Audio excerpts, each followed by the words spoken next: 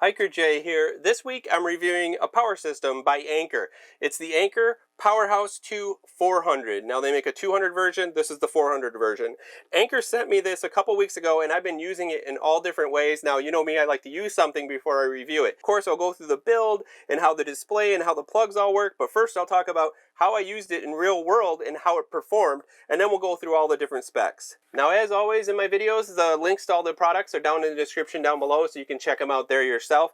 And I do want a full disclosure to tell you that Anker did send me this for free. They're not paying me, but I do get to keep it to do the review and such. So now let's get into how I use this. So first off, what I did was I just powered my office system down here because I thought, okay, on a power outage, could I still work? Could I plug in my computer? And I have like a gaming style computer that can do video editing, so it did draw a ton on here. I had all my lights that I plugged into it and my phone when I needed to charge it. I did my Fitbit at that time and everything, and I was able to start with 100%, and I was able to function fine for just under 7 hours is when it started to really drop. Now I wasn't trying to conserve. I certainly could have unplugged things and not had such things plugged in, but certainly the computer was the thing that drew the most.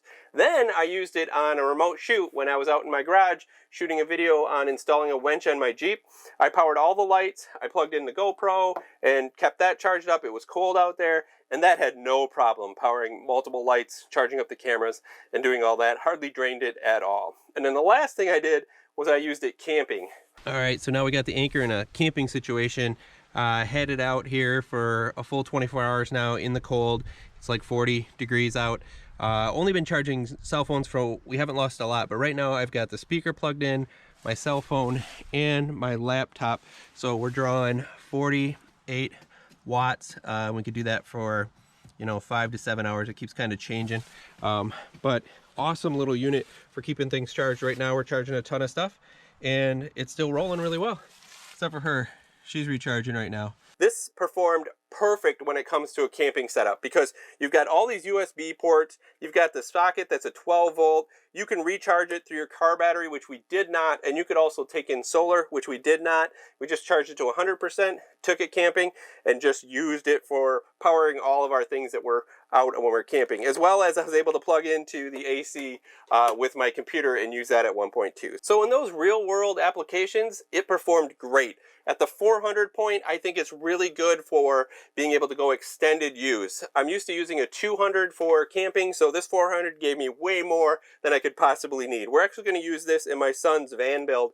We're building out his van for traveling, so he had it in there most of the time, but I used all my charging off of him as well. So he'll have a solar system that will go in here as well too. So that's how we used it. Now let's talk about the build, the components, and the display. We'll talk about the display because the display is awesome.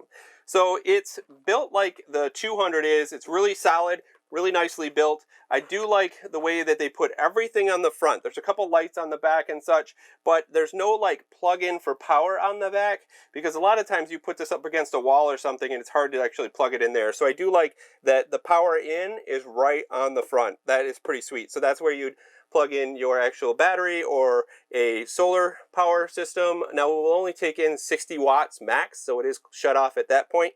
So you could get a 100 watt solar panel and then only 60 would be going in. But realistically, 100 watt, you're probably pulling best 80 or 70-ish type of watts. So so that would be pretty good. It would be pulling in its full load that it could actually pull in, which would be 60 watts. Now it comes with the 12 volt plug-in here, so you can power things out of there, but then you also have 3 USB, and then you have the 1 USB-C, which has IQ on it as well, that can go out, and of course your DC in here, and then your AC as well going out here. This is really not a unit that you want to be pulling a ton on the AC. It's nice to have it there, so if you need to quickly top off a computer or something, but running a hairdryer, no, that type of stuff, refrigerators and such. It's more about powering things at the 12 volt level, but you can do it. That's what I like about it, is you can. I mean, I had my computer plugged in this thing for 7 hours, and it lasted that whole time. So that is really nice. I love these covers on here. I think that's really brilliant. Surprising they don't have them on here, but that's okay because I think these are the ones you're going to be using the most, so that's probably why they left them uncovered. Each system, so the 12 volt and then the USBs and the actual AC all have their own power on.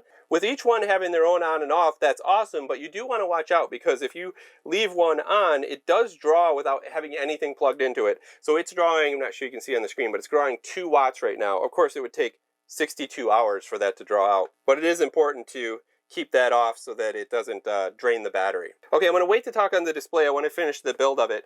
Underneath it has these rubber feet. Awesome that they extend. They're not just the little rubber feet, so anything that we put it on in wood or whatever in the back of the van did not slide around at all, so that's great. Has its fan vented systems here where you can see that they're kind of that blue, that Anker blue. And then on this side, of course, it has the flashlight with different modes, a little higher, and then it has a blinking, which they all have, which is great for, you know, this type of survival thing. But on the back, it has this great, like, ambient light, right? I'm not sure you can see with mine, but if you can see off my hand, I got a piece of white paper here I wanted to show you. It's giving like a yellow ambient warm light. It's really nice in the evening in the vehicle, in the van, or the tent, because it's not going to blast you out with any type of white light. And this light lasts forever. I've had these on for quite a while, and they drain basically nothing. The last part on the build is the handle. It is not a collapsible handle. I think that could have been designed a little better to be collapsible, but I've kind of turned to loving this strong, hard handle that's here. Now, I put all the cords down here on one of these cable keepers. I'll put that down in the description too. It's just something that I do with all my solar systems because you have your cables hanging everywhere and then you don't know where they are or they're in a bag, but this keeper's a great way. And under that handle, it's perfect. It's out of the way. It's not off to the side. It's not going to be knocked out. Works pretty well. Now, finishing off the construction, let's talk about this display. Absolutely love this display. So what it does is it will show you what, I'm actually going to plug it into my phone right now to show you a draw on it. So what I love about this is the display obviously gives you percentage down the middle here where you can see where you're at on your power source. But over on the left side of it, it has how many watts you're pulling and how many hours you'll be able to go with that. Love this display. This display is so nice. So right now we're pulling 18 watts for my phone, and it's going to max charge it at its optimal point because Anker has that IQ system that's really smart, communicates with the device and charges it at the right speed. So right now what it's saying is I could keep charging this at 18 watts for 7 hours and we'd be perfectly fine, even though we only have 38% when it comes to what we have left in the power system. So that's great. We could charge many phones at a time with this. I have plugged it in and charged my phone. Seems to take about the same as a wall charger. About if it's totally down all the way, it takes like a 2-hour type of thing to charge it up. But it gets up there pretty quick. It doesn't take, you know, all day long to actually charge it. Additionally, when it's charging up, that will be over on this side, and it will tell you how many watts are going in. Max would be 65 watts, and then it'll tell you how long it'll take to charge it. Now, when I've been charging this, it has taken somewhere around 6 to 8 hours to charge. Mainly, I plug it in, and I forget about it, and I go back. But if you plug it in overnight, that's kind of the thing. Like, plug it in overnight and let it charge overnight, and then you're going to be able to, it'll be at 100%, no problem on that. Now, if you're charging off of a 12 volt off of a car running in, now it's going to take a lot longer to charge this when you're driving around and such. The way that we do it is that we plug it into our car while we're exploring. That's why we want to get to solar with this, so that we can actually plug in a 100-watt solar system and let it just trickle charge all day long. And that way we don't have to worry about taking it out and driving around when we're out jeeping and such. So I have plugged a ton of things into this, and my computer, camera, all these different things and systems, and I haven't got it even close to the 380 watts that it should be putting out.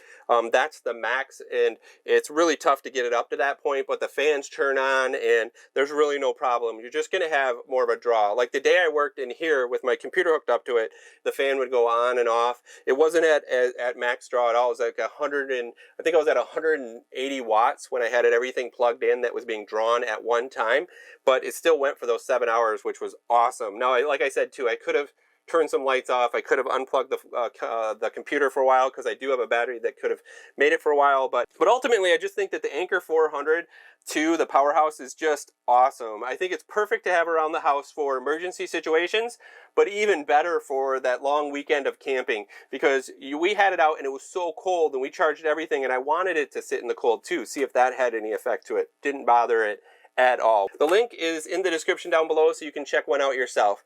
Till next time, just remember, life's a hike, so hike happy, take a good power source. so all your gadgets and things don't run out of power. I hate running out of power when I'm out camping and such. So